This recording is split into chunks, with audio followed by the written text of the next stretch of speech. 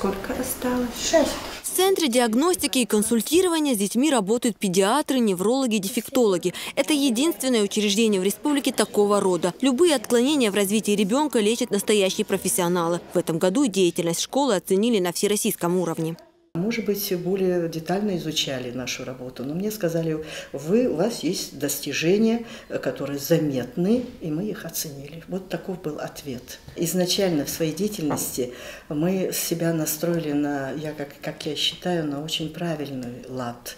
Мне кажется, нам нечего изменять. Единственное, конечно, больше улучшить качество обслуживания. Квалифицированные специалисты, знающие свое дело и несущие ответственность за свои дела, поступки, за свою работу, что можно лучшего желать? По-моему, это самое главное.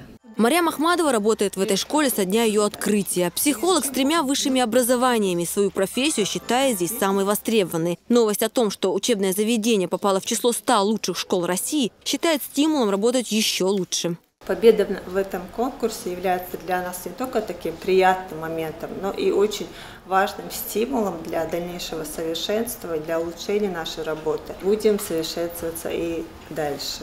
Об этой школе знает каждый, кто хоть раз приезжал в поселок Ойсхар. Состоит она из нескольких корпусов и напоминает больше школьный городок. Здесь обучается более 1300 учащихся. Первоклашки занимаются в одном здании, старшеклассники в 2 других. Попасть именно в это учебное заведение мечтает каждый ребенок. И родителям порой приходится прибегать к разным хитростям, одна из которых – временная прописка. А это наши победы этого года. Это лучшая постановка воспитательной работы среди общеобразовательных учреждений. И, конечно же, 1 место в республиканском смотре-конкурсе «Хор педагогических работников». В числе победителей всероссийских и республиканских олимпиад 917 учеников. Отдельное внимание здесь уделяется духовно-нравственному воспитанию. В школе есть и несколько патриотических клубов «Виктория», «Кадыровская смена» и «Юные пожарники». Победа – это стимул для работы. Стимул для жизни. Вы знаете, для меня школа – это все. Прежде всего говорят, школа – 2-й дом, а для меня это самый 1-й дом. Претенденты на звание лидеров определялись также по результатам многопрофильного рейтинга, в котором учитывался ряд показателей работы. У Ойсхарской школе есть чем похвастаться, чего стоит один лишь педагогический хор, завоевавший золотую медаль на республиканском конкурсе. Здесь нет случайных людей. Берлант Хасиханова – гордость школы. Почетный педагог России, работает учителем истории уже 38 лет. Конечно же, это дело не одного человека, это дело всего педагогического коллектива. Только на базовых знаниях ребенок далеко не пойдет. Забота об ученике, желание вывести его в люди, сделать адаптированным в этой социальной среде, в которую он войдет. А без этого, без творческого подхода, без стремления к познанию окружающего мира, выходя за рамки учебника, это, конечно, сделать невозможно. В числе лучших и 3-я детско-юношеская спортивная школа столицы. За активное участие в спортивных соревнованиях, 1-е места на чемпионатах, а также воспитание олимпийского чемпиона Исламбека Альбиева. Учреждение поднялось на высшую ступень пьедестала.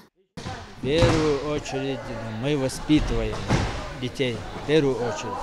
Мы будем работать с каждым результатом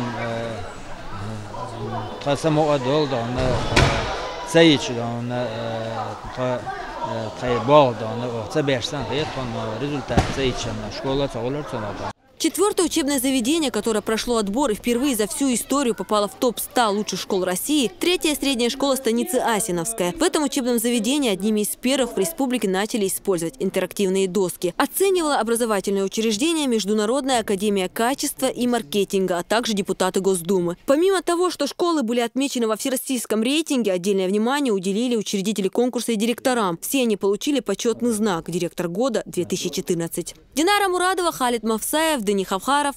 Новости.